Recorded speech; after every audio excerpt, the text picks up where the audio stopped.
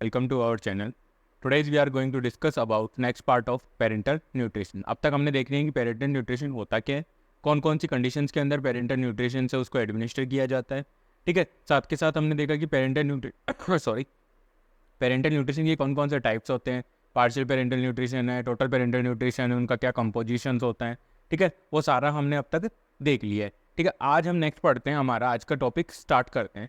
आज का हमारा है कि कंपोनेंट्स ऑफ पेरेंटल न्यूट्रिशन, कि पेरेंटल न्यूट्रिशन के अंदर कौन कौन से कंपोनेंट्स होते हैं। ठीक है, जैसा कि हम सब जानते हैं कि पेरेंटल न्यूट्रिशन की जहाँ बात हो रही है तो इसका मतलब है कि किस कंडीशन में पेरेंटल न्यूट्रिशन दे रहे थे, कि उस कंडीशन में हम पेरेंटल न्यूट्रिशन दे रहे थे कि जिस कंडीशन के अंदर क्या हो रहा है कि हमारा पेशेंट है वो नॉर्मल डाइट या जीआई गैस्ट्रोइंटेस्टाइनल सिस्टम के थ्रू डाइट और फ्लूइड वगैरह नहीं ले पा रहा है। तो उस कंडीशन के अंदर हमने क्या किया, पेशेंट को पेरेंटल न्यूट्रिशन के ऊपर रखा। अब आपका पेरेंटल न्यूट्रिशन है वो क्या हो सकता है, पार्शियल पेरेंटल न्यूट्रिशन हो सकता है। ठीक है, और साथ के साथ हो सकता है कि आपका जो टाइप ऑफ न्यूट्रिशन एडमिशन है वो टोटल पेरेंटल न्यूट्रिशन भी हो सकता है। ठीक है, तो उस न्यूट्रिशन के दौरान एक पेशेंट के लिए कौन कौन से कंपोनेंट जरूरी होते हैं वो सारा हम पेरेंटल न्यूट्रिशन थेरेपी के दौरान ध्यान रखते हैं। और पेरेंटल न्यूट्रिशन के अंदर वो सारे एलिमेंट्स हम पेशेंट को प्रोवाइड करवाते हैं इंट्रावीनस रूट के थ्रू या जो भी सेंट्रल लाइन है। ठीक है, जो PICC peripheral inserted central catheter है उनके थ्रू है या सेंट्रल कैथेटर है उनके थ्रू हम क्या करते हैं, पेशेंट की बॉडी की जो रिक्वायरमेंट्स है, चाहे वो कार्बोहाइड्रेट की होगी, पेट, ठीक है, पेट, कार्बोहाइड्रेट, प्रोटीन एलिमेंट्स, जो भी इलेक्ट्रोलाइट्स है, ट्रेस एलिमेंट्स है, विटामिन है, उन सब की जो रिक्वायरमेंट्स होती है उसको हम टोटल पेरेंटल न्यूट्रिशन के थ्रू पूरा करते हैं। तो आइए हम देखते हैं कि पेरेंटल न्यूट्रिशन के अंदर जो कंपोनेंट्स होते हैं वो कौन कौन से कंपोनेंट्स होते हैं। ठीक है, तो कंपोनेंट्स की बात करें तो हमारी डाइट का जो मेजर कंपोनेंट होता है वो क्या होता है, कार्बोहाइड्रेट, फैट और प्रोटीन। मोस्ट कॉमनली यही तीन हमें हमारी बॉडी की रिक्वायरमेंट होती है। मोस्ट कॉमन मतलब बहुत ज़्यादा अमाउंट में हमें ये चाहिए होता है। तो देखिए जो कार्बोहाइड्रेट है वो हम टोटल पेरेंटल न्यूट्रिशन के थ्रू या पेरेंटल न्यूट्रिशन के थ्रू हम क्या कर सकते हैं, डेक्सट्रोज की फॉर्म में देते हैं। कार्बोहाइड्रेट किस फॉर्म में देते हैं, डेक्सट्रोज की फॉर्म में देते हैं। और डेक्सट्रोज की फॉर्म में दे रहे हैं तो कार्बोहाइड्रेट कितना चाहिए, 60 to 70% ऑफ टोटल एनर्जी। हमारी एक डेली रिक्वायरमेंट है जो 24 किलो कैलोरी है, 3000 किलो कैलोरी है according to the life style of individual. ठीक है, जैसे जैसे जिस इंडिविजुअल की लाइफस्टाइल होगी, जैसा वर्क होगा, सेडेंट्री है, बहुत ज़्यादा हार्ड वर्कर है, लो वर्कर है, इन सारे कंडीशन के अंदर हर इंडिविजुअल उसकी डिमांड्स है वो अलग अलग डिफर होती हैं। ठीक है, तो हमारी जो डाइट है उसके अंदर हम क्या करते हैं, जो भी हमारी डेली रिक्वायरमेंट है उसके अंदर हम 60 to 70% जो भी डाइटरी रिक्वायरमेंट होती है एनर्जी है, उस एनर्जी का 60 to 70% हम किससे लेते हैं, कार्बोहाइड्रेट से लेते हैं। ठीक है, एमिनो एसिड्स या प्रोटीन हमारी जो डेली रिक्वायरमेंट है, जो एनर्जी रिक्वायरमेंट है, हमारी डेली एनर्जी रिक्वायरमेंट है उसका 15 to 20% हमारी टोटल एनर्जी का बनाती है। फैट होती है वो 30% रोल प्ले करती है हमारी डेली एनर्जी के अंदर। और जो माइनर और मेजर एलिमेंट्स हैं, इलेक्ट्रोलाइट्स हैं, ठीक है, विटामिन्स हैं, ये सारे क्या होते हैं, एक माइनर अमाउंट के अंदर पाए जाते हैं, हमें ज़रूरत होती है हमारी बॉडी को, लेकिन इनका होना बहुत ज़रूरी होता है। क्योंकि आप देखिए सोडियम होता है वो कितना होता है, 135 to 145 mg/dl। ठीक है, लेकिन पोटेशियम देखो 3.5 to 5.1 mg/dl होता है, लेकिन कितना कम है, सोडियम और पोटेशियम का लेवल देखो कितना कम है, लेकिन मिली इक्विवेलेंट पर लीटर होता है जो पोटेशियम होता है। ठीक है, दोनों का लेवल है वो बहुत कम है। जैसे पोटेशियम का लेवल है वो 3.5 से 5.1 मिली इक्विवेलेंट पर लीटर हो रहा है, लेकिन पोटेशियम का होना उतना ही ज़रूरी है जितना सोडियम का होना ज़रूरी है। तो इन सब की जो रिक्वायरमेंट्स है वो अलग अलग हमारी बॉडी के अंदर होती है, लेकिन इनकी प्रेजेंस है वो बहुत ज़रूरी होती है, क्योंकि बहुत सारी ऐसी बायोकेमिकल रिएक्शंस होती हैं हमारी बॉडी के अंदर। उन बायोकेमिकल रिएक्शंस के अंदर हमें क्या ज़रूरत पड़ती है, इन सारे इलेक्ट्रोलाइट्स की ज़रूरत पड़ती है। तो ये अभी तक हमने देखा है वो है मेजर कंपोनेंट ऑफ हमारे जो भी पेरेंटल न्यूट्रिशन है उनका मेजर कंपोनेंट क्या होता है। ठीक है, अब हम देखते हैं कार्बोहाइड्रेट, वन बाय वन इनको डिस्कस करते हैं। ठीक है, कार्बोहाइड्रेट बात करते हैं। तो कार्बोहाइड्रेट है वो मोस्ट कॉमनली हम किस फॉर्म में ले रहे हैं, टोटल पेरेंटल न्यूट्रिशन के अंदर हम कार्बोहाइड्रेट डेक्सट्रोज की फॉर्म में लेते हैं। और ये डेक्सट्रोज है वो पेशेंट की जो नीड है या पेशेंट की जो रिक्वायरमेंट है उसके अकॉर्डिंग डिपेंड करता है कि एक पेशेंट को कितना हमें ये देना है। पर्टिकुलरली उसकी नीड, जो बॉडी की नीड्स है उसके ऊपर डिपेंड करता है कि हम कितना डेक्सट्रोज देंगे पेशेंट को। ठीक है, और जो कार्बोहाइड्रेट है उसको आप सेंट्रल और पेरिफेरल रूट, जो सेंट्रल और पेरिफेरल वेन है उनके थ्रू आप एडमिनिस्टर कर सकते हो, उसमें कोई भी प्रॉब्लम नहीं होती है। ये था हमारा कार्बोहाइड्रेट के बारे में। नेक्स्ट है एमिनो एसिड्स के बारे में। तो एमिनो एसिड्स में क्या होता है, मोस्ट कॉमनली ये पेरिफेरल वेन्स के थ्रू, और हायर कंसंट्रेशन होती है तो इनको क्या किया जाता है, सेंट्रल वेन। मोस्ट कॉमनली क्या किया जाता है, अगर एमिनो एसिड की हमारा जो पेरेंटल न्यूट्रिशन है, उस पेरेंटल न्यूट्रिशन के अंदर अगर हमारे एमिनो एसिड्स की जो कंसंट्रेशन है, जो एमिनो एसिड्स की जो कंसंट्रेशन है वो अगर कम है, तो हम क्या कर सकते हैं, पेरिफेरल रूट के थ्रू दे सकते हैं। और वही कंसंट्रेशन अगर ज़्यादा एमिनो एसिड की कंसंट्रेशन अगर पेरेंटल न्यूट्रिशन सॉल्यूशन के अंदर अगर ज़्यादा है, तो उस कंडीशन के अंदर हम क्या करेंगे, सेंट्रल वेन्स यूज़ करेंगे, ठीक है। क्योंकि पेरिफेरल वेन्स के थ्रू अगर आप हाई कंसंट्रेशन सॉल्यूशन है उस पर एडमिनिस्टर करोगे, तो वहाँ पे फ्लेबाइटिस, थ्रोम्बोफ्लेबाइटिस, स्वेलिंग, रेडनेस, ठीक है, ये सारे कंडीशन होने के क्या होते हैं, चांसेस होते हैं। इन्फिल्ट्रेशन हो सकता है, इन्फेक्शन हो सकता है पर्टिकुलर साइट के ऊपर। तो उन सबको प्रिवेंट करने के लिए हम क्या करेंगे, सेंट्रल वेन्स का यूज़ करेंगे। मतलब कि अगर हायर कंसंट्रेशन कोई भी सॉल्यूशन है, वो हायर कंसंट्रेशन के अंदर अगर हमें एडमिनिस्टर करना है, तो उस कंडीशन के अंदर हमें क्या करना है, सेंट्रल वेन्स का ही यूज़ करना है, ताकि हम पेशेंट को अच्छे से न्यूट्रिशन प्रोवाइड कर सके और इन्फेक्शन को प्रिवेंट कर सके। नेक्स्ट वन है पेट इमल्सिफिकेशन, पेट इमल्सन या लिपिड्स, ठीक है। जो हमारी जो टोटल बॉडी की जो हमारी एक दिन की जो टोटल एनर्जी है, उसका 30% पोर्शन हम कहाँ से गेन करते हैं, हम गेन करते हैं फैट के थ्रू, ठीक है। जो फैट होती है वो नॉन प्रोटीन कैलोरी और करेक्ट फैटी, जो ये क्या करती है, फैट्स क्या करती हैं, ये नॉन प्रोटीन कैलोरीज है।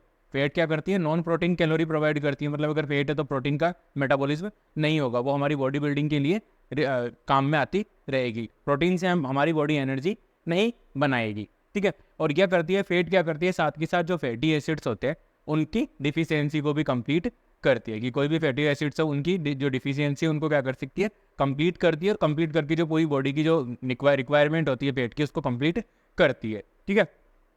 जो जो ये हमारे जो फैट्स है, लिपिड्स है, ठीक है, जो पेरेंटल न्यूट्रिशन के अंदर जो लिपिड्स होती है वो क्या होती है, आइसोटोनिक। आइसोटोनिक का मतलब है कि इसकी जो ऑस्मोलैरिटी होती है वो हमारे ब्लड की ऑस्मोलैरिटी के बराबर होती है। कितनी होती है, 0.5 0.9%, ठीक है। इसकी जो ऑस्मोलैरिटी होती है और ब्लड की ऑस्मोलैरिटी है वो क्या होती है, सेम होती है। जिस वजह से क्या होता है, इसको आप सेंट्रल वेन और पेरिफेरल वेन जिस भी रूट के थ्रू आप देना चाहो आप दे सकते हो, ठीक है। और मोस्ट कॉमनली जो हमारी जो फैट इमल्सिफिकेशन है, जो लिपिड्स है, जो टोटल पेरेंटल न्यूट्रिशन के अंदर जो लिपिड्स काम में ली जा रही हैं, वो लिपिड्स क्या होती हैं, सोयाबीन से बनती है, ठीक है। वो कहाँ से गेन की गई है, कहाँ से उसको बनाया गया है, वो बनाई गई है सोयाबीन से। उसके बाद एग यॉल्क से, सोयाबीन एग यॉल्क से बनाई गई है। सॉफ्लावर ऑयल से बनाई गई है।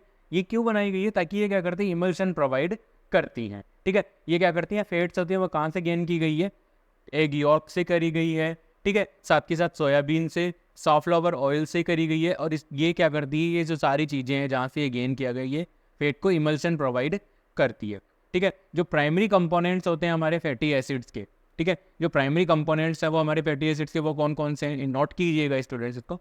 लिनियोनिक एसिड है, लिनियोलिनिक एसिड्स हैं और पाल्मेटिक एसिड है। ये तीनों एसिड्स क्या हैं, हमारे फैटी एसिड्स हैं और जो हमारी बॉडी की जो बायोकेमिकल रिएक्शंस हैं उनके अंदर बहुत इंपॉर्टेंट रोल प्ले करते हैं। फैटी एसिड्स हैं, उनकी ज़रूरत होती है हमारी बॉडी के अंदर जो भी बायोकेमिकल रिएक्शंस होती हैं लीवर के अंदर, उनको मेंटेन करने के लिए, ठीक है। तो जब भी आप किसी भी पेशेंट को फैट इमल्सन या लिपिड्स एडमिनिस्टर कर रहे हो, तो हमें क्या करना है, हमें सबसे पहले पेशेंट की हिस्ट्री देखनी है और हिस्ट्री लेकर के उससे पता करना है कि पेशेंट को सोयाबीन से, एग यॉल्क से, सॉफ्लावर ऑयल से, इनसे किसी से भी कोई एलर्जी तो नहीं है। मान लीजिए आपने हिस्ट्री ले लिया, अपने पेशेंट को क्या कर दिया, एडमिनिस्टर कर दिया। अगर आपने पेशेंट को एडमिनिस्टर किया तो क्या होगा, एलर्जी की रिएक्शन शो करेंगे।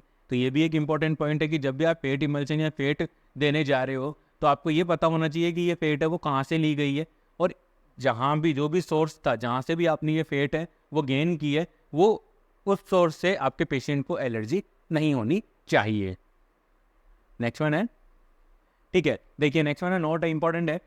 ग्लूकोज इंटॉलरेंस के जो पेशेंट्स होते हैं, ग्लूकोज इंटॉलरेंस और डायबिटीज़ के जो पेशेंट्स होते हैं, उनको पेरेंटल न्यूट्रिशन के साथ क्या होता है, बेनिफिट मिलता है, ठीक है। उनके लिए पेरेंटल न्यूट्रिशन बहुत बेनिफिशियल होता है, क्योंकि पेरेंटल न्यूट्रिशन के अंदर क्या होता है, सारी चीज़ें कैलकुलेटेड अमाउंट के अंदर होती हैं, ठीक है। और उससे क्या होता है, सारी चीज़ें कैलकुलेटेड अमाउंट है, तो डायबिटीज़ का जो पेशेंट है और ग्लूकोज इंटॉलरेंस का जो पेशेंट है, उसको क्या होगा, उसका जो ब्लड ग्लूकोज लेवल है उसको हम क्या कर पाते हैं, कंट्रोल कर पाते हैं, ठीक है। पेरेंटल लिपिड्स से दे सकते हैं हम, टोटल लिपिड्स दे सकते हैं, जिससे क्या होता है, ग्लूकोज इंटॉलरेंस है उसको ग्लूकोज हम दे ही नहीं रहे, मतलब डेक्सट्रोज हम उसमें एडमिशन नहीं करेंगे, तो वो भी हमारे पास एक ऑप्शन होता है, ठीक है। तो ग्लूकोज इंटॉलरेंस का पेशेंट और डायबिटीज मेलाइटिस के पेशेंट के अंदर अगर आप पेरेंटल न्यूट्रिशन यूज़ कर रहे हो, तो वो बहुत बेनिफिशियल होता है पेशेंट के लिए। इससे पेशेंट के जो ब्लड ग्लूकोज लेवल है उसको हम क्या कर पाते हैं, कंट्रोल कर पाते हैं, रेगुलेट कर पाते हैं, साथ के साथ पेशेंट को एलर्जी से प्रिवेंट भी कर सकते हैं, ठीक है।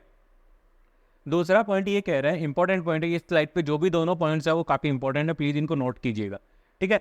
इन दूसरा पॉइंट ये कह रहा है कि जब भी आप टोटल पेरेंटल न्यूट्रिशन के सॉल्यूशन को लगाने जा रहे हो, पेशेंट के अंदर आप एडमिनिस्टर करने जा रहे हो, तो उस टाइम पे हमें देखना है उसको, जो बॉटल है या जो सॉल्यूशन का जो बैग है, उस बैग को हमें अच्छे से एग्जामिन करना है। एग्जामिन करके हमें ये देखना है कि उस बैग के अंदर कोई लेयर तो नहीं बनी हुई, ठीक है, जो लेयर्स है वो तो नहीं बनी हुई है, ठीक है, साथ के साथ कोई ग्लोब्यूल्स नहीं बन गए, ग्लोब्यूल्स का मतलब है गांठे सी तो नहीं हो गई है उसके अंदर, ठीक है, उसके अंदर बहुत ज़्यादा फ्रोथी मतलब जाग का एक्यूमुलेशन तो नहीं हो रखा है वहाँ पे, ठीक है, वहाँ पे फ्रोथी का एक्यूमुलेशन, फ्रोथ जो जाग है वो बहुत तो नहीं बन रखे हैं।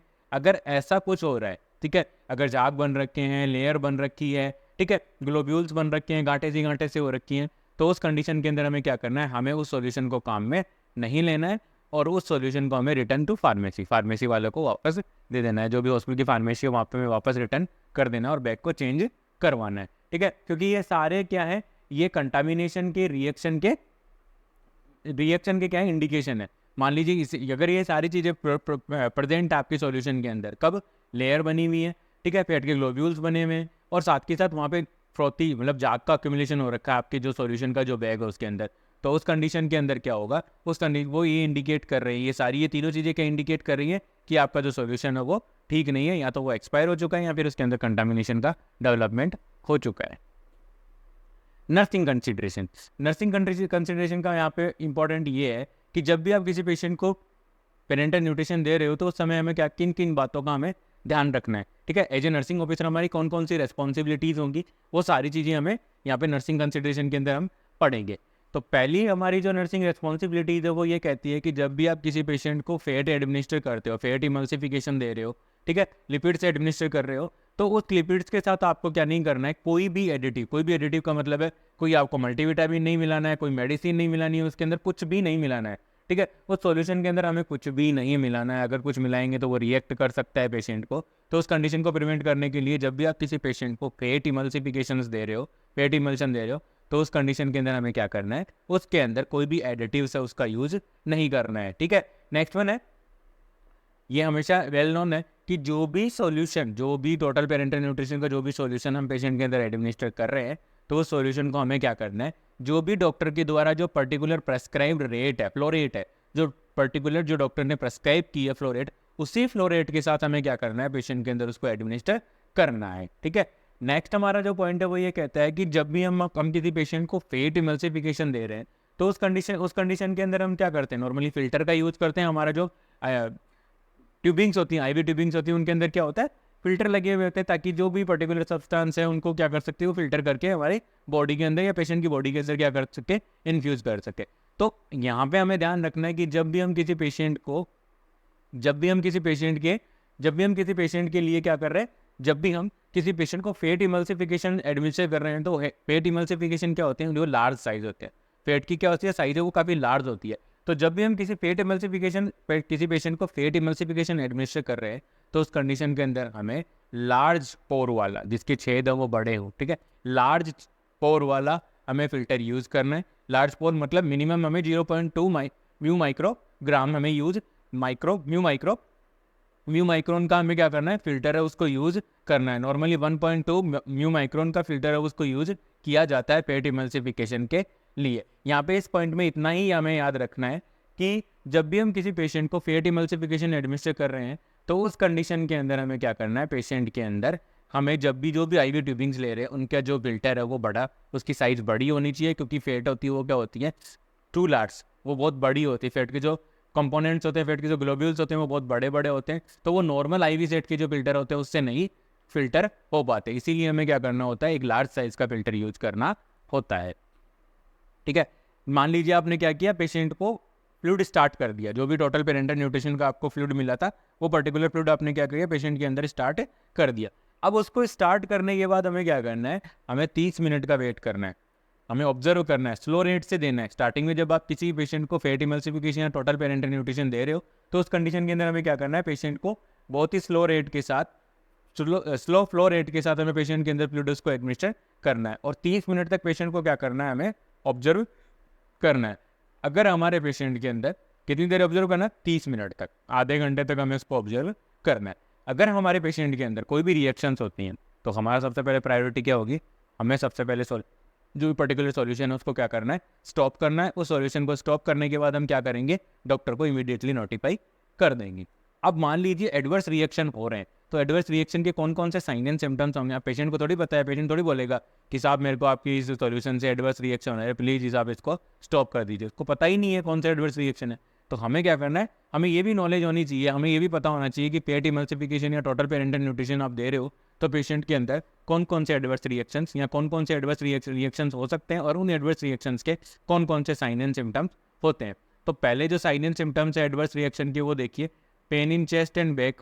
ठीक है, पेशेंट को कमर दर्द होने लग जाएगा, चेस्ट में पेन होने लग जाएगा, चिल्स, कपकपी आएगी, cyanosis, flushing, headache, nausea vomiting हो रही है, pressure over the eyes patient को फील होने लग जाएगा, thrombophlebitis, vertigo, fever, dyspnoea, diaphoresis मतलब excessive sweating, cyanosis, bleach discolouration.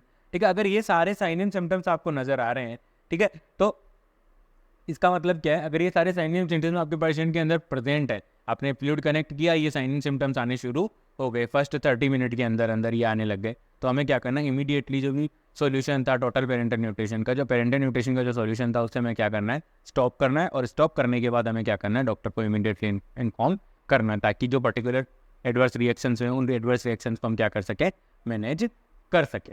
ठीक है, नेक्स्ट वन है हमारा नोट।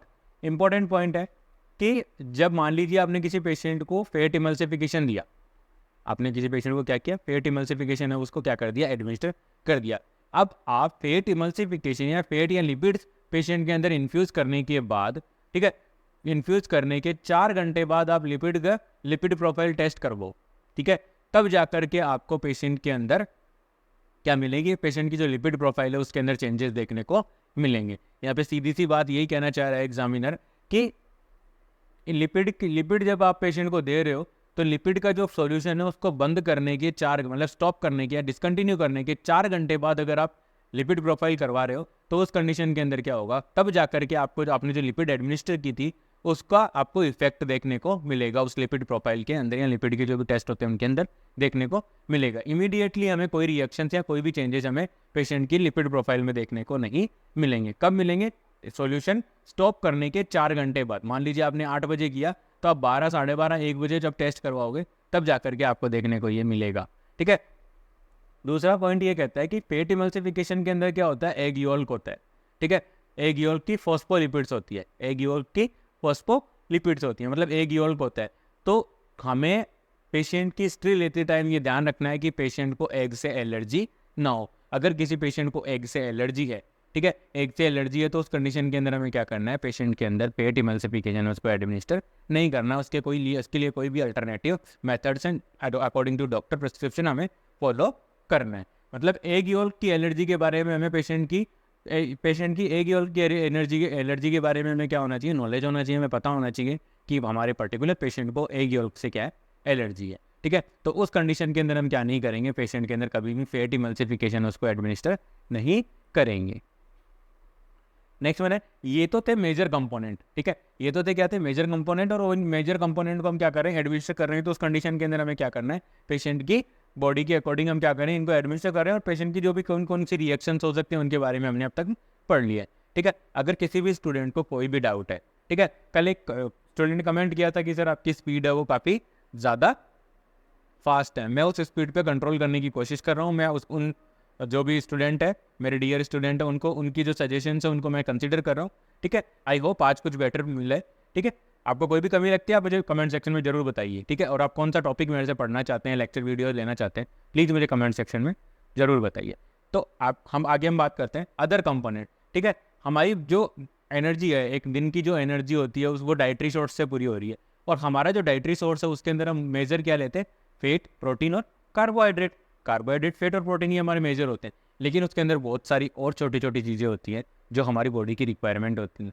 ठीक है, तो वही है कि अदर कंपोनेंट्स पेरेंटल न्यूट्रिशन के अंदर कौन कौन से अदर कंपोनेंट्स होते हैं उनके बारे में हम अब देखते हैं। ठीक है, तो पेरेंटल न्यूट्रिशन क्या होते हैं, इनके अंदर एक ऐसा फॉर्मूला सेट किया हुआ होता है, एक ऐसी कैलकुलेशन के थ्रू पेरेंटल न्यूट्रिशन को बनाया जाता है कि जो बॉडी की विटामिन की रिक्वायरमेंट्स हैं वो ऑटोमेटिकली ये क्या कर देते हैं, पूरी कर देते हैं। ठीक है, आप एक पेरेंटल न्यूट्रिशन सॉल्यूशन की आपने क्या की, एक बोतल ली, उस बोतल के अंदर कैलकुलेटेड अमाउंट के अंदर आपको ग्लूकोज मतलब कार्बोहाइड्रेट, फेट और प्रोटीन मिलेगी, साथ के साथ एक कैलकुलेटेड अमाउंट के अंदर इलेक्ट्रोलाइट भी मिलेंगे और विटामिन भी मिलेंगे। तो इसका मतलब यही है कि जो पेरेंटल न्यूट्रिशंस होते हैं उनके वो अगर किसी पेशेंट को हम दे रहे हैं तो हमें बाहर से एक्स्ट्रा विटामिन की टैबलेट्स या एक्स्ट्रा विटामिन के सॉल्यूशंस को ऐड करने की ज़रूरत नहीं होती है, ठीक है। और जब इलेक्ट्रोलाइट रिक्वायरमेंट होती है किसी भी इंडिविजुअल की, वो डिपेंड करती है पेशेंट की जो पेरेंटल न्यूट्रिशन हम दे रहे हैं वो पेशेंट की जो इलेक्ट्रोलाइट रिक्वायरमेंट है उसके ऊपर डिपेंड करता है कि किस कंसंट्रेशन का हम पेरेंटल न्यूट्रिशन देंगे, ठीक है। तो अब जो इलेक्ट्रोलाइट रिक्वायरमेंट है वो पेशेंट की किस पे डिपेंड करेगी, पेशेंट के बॉडी वेट पे,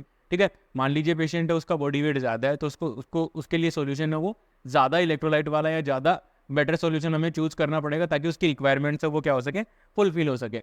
मान लीजिए डायरिया का पेशेंट है, ठीक है, उस पेशेंट के अंदर क्या होता है, बहुत ज़्यादा वाटर लॉस हो रहा है, बहुत ज़्यादा इलेक्ट्रोलाइट का लॉस हो रहा है, तो उस पेशेंट के लिए हमें उसी कंडीशन के अकॉर्डिंग हमें क्या करना होगा, फ्लूइड एंड इलेक्ट्रोलाइट का जो सोल्यूशन है उसको हमें सेलेक्ट करना होगा, वही हम उसको पेरेंटल रूट के थ्रू हमें दे पाएंगे। कोई भी पर्टिकुलर डिजीज कंडीशन हो सकती है, पेशेंट माल न्यूट्रिशन हो सकता है। अब पेशेंट माल न्यूट्रिशन है तो उसकी कैलकुलेशन करते टाइम हमें क्या ध्यान रखना है, अगर टोटल पेरेंटल न्यूट्रिशन है माल न्यूट्रिशन पे तो हमें क्या करना है, उसकी बॉडी की जो भी रिक्वायरमेंट्स हैं, फैट की, प्रोटीन की, विटामिन की, ठीक है, इलेक्ट्रोलाइट्स की, उन सबको हमें फोकस करते हुए सॉल्यूशन का सिलेक्शन करना है, सॉल्यूशन का कंसंट्रेशन उसको डिसाइड करना है, ठीक है। किसी भी पर्टिकुलर इलेक्ट्रोलाइट की मान लीजिए कमी हो रही है, सोडियम कम है, पोटेशियम बढ़ रहा है, तो हमें क्या करना होगा, जो ऐसे सॉल्यूशन एडमिनिस्टर करने होंगे सॉरी ऐसे सॉल्यूशन एडमिनिस्टर करने होंगे जिनके अंदर क्या होगी, पोटेशियम वो क्या होगा, कम है और सोडियम वो ज़्यादा होगा, जिससे क्या होगा कि उस पर्टिकुलर पेशेंट की जो भी इलेक्ट्रोलाइट्स बैलेंस था वो क्या होगा, बैलेंस होगा। बैलेंस होगा तो क्या होगा, उसकी जो डिजीज कंडीशन है उसके अंदर हमें इंप्रूवमेंट देखने को मिल जाता है। दूसरा, हमारे जो पेरेंटल न्यूट्रिशन के जो सॉल्यूशंस होते हैं उनके अंदर पर्टिकुलर वाटर का अमाउंट होता है, ठीक है। और वो वाटर अमाउंट वो डिसाइड कैसे किया जाता है कि पेशेंट के अंदर कितना फ्लूइड लॉस हो रहा है, पेशेंट के अंदर कितना न्यूट्रिशनल इम्बेलेंस है, कितना इलेक्ट्रोलाइट इम्बेलेंस है, उसी के अकॉर्डिंग उसके अंदर क्या किया जाता है, वाटर है उसको कंसिडर किया जाता है। नेक्स्ट वन है रेगुलर इंसुलिन का। रेगुलर इंसुलिन में देखिए कि जब भी आप किसी पेशेंट को टोटल पेरेंटल न्यूट्रिशन दे रहे हो तो उस कंडीशन के अंदर क्या होता है, उस कंडीशन में क्या होता है कि पेशेंट का जो ब्लड ग्लूकोज लेवल है वो काफ़ी हद तक कंट्रोल में रहता है। क्यों रहता है, क्योंकि कैलकुलेटेड अमाउंट के अंदर आप क्या कर रहे हो, कैलकुलेटेड अमाउंट के अंदर हम क्या कर रहे हैं, पेरेंटल न्यूट्रिशन के थ्रू ग्लूकोज एडमिनिस्टर कर रहे हैं। और ग्लूकोज क्या होता है, ग्लूकोज कार्बोहाइड्रेट 60 to 70% हमारी बॉडी की एनर्जी की रिक्वायरमेंट कार्बोहाइड्रेट कंप्लीट कर रहा है। तो हर टोटल पेरेंटल न्यूट्रिशन सॉल्यूशन के अंदर क्या हो रहा है, तो कार्बोहाइड्रेट है वो ज़्यादा है। तो जब भी आपका कोई पेशेंट है डायबिटीज मेलाइटिस का है तो उस कंडीशन के अंदर हमें क्या करना है, डॉक्टर से कंसल्ट करना है कि ये हम टोटल पेरेंटल न्यूट्रिशन के थ्रू इसको क्या दे रहे हैं, सॉल्यूशन, जो भी पर्टिकुलर सॉल्यूशन है वो एडमिनिस्टर कर रहे हैं, उसके अंदर क्या है, कार्बोहाइड्रेट ज़्यादा है। कार्बोहाइड्रेट ज़्यादा है इसका मतलब ग्लूकोज है वो ज़्यादा है, और ग्लूकोज ज़्यादा है तो क्या होगा, पेशेंट का ब्लड ग्लूकोज लेवल है वो इंक्रीज होगा। और उस ब्लड जो इंक्रीज हो रहा है ब्लड ग्लूकोज लेवल, उसको कंट्रोल करने के लिए हमें डॉक्टर के साथ कंसल्ट करके इंसुलिन की जो पर्टिकुलर डोज है उसको क्या करना है, चेंजेस है तो चेंजेस करने हैं, बढ़ाना है, वो सारा हम डॉक्टर के साथ कंसल्ट करके डिसाइड करते हैं, ठीक है। साथ के साथ हमें क्या करना होता है, एक पर्टिकुलर इंटरवल के ऊपर हमें क्या करना होगा, जब भी आप किसी पेशेंट को पेरेंटल न्यूट्रिशन दे रहे हो तो हमें क्या करना होगा, जो भी कैथेटर की टिप है उसके ऊपर क्लोट ना बने, इसके लिए हमें क्या करना होगा, उस सॉल्यूशन के अंदर हम क्या कर सकते हैं,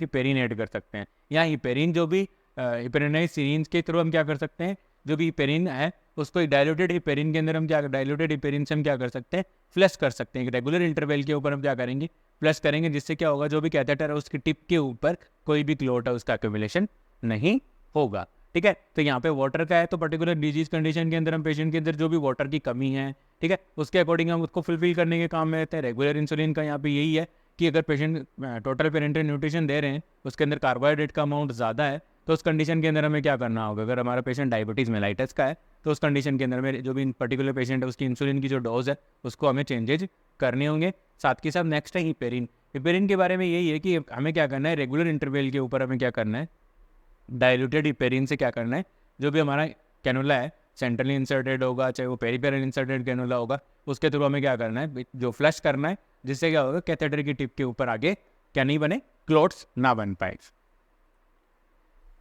आज की क्लास में इतना ही। आई होप मेरे द्वारा प्रोवाइड किए जा रहे कंटेंट आपकी नर्सिंग ऑफिसर रिक्रूटमेंट एग्जामिनेशन की प्रिपरेशन में आपकी हेल्प कर रहे होंगे।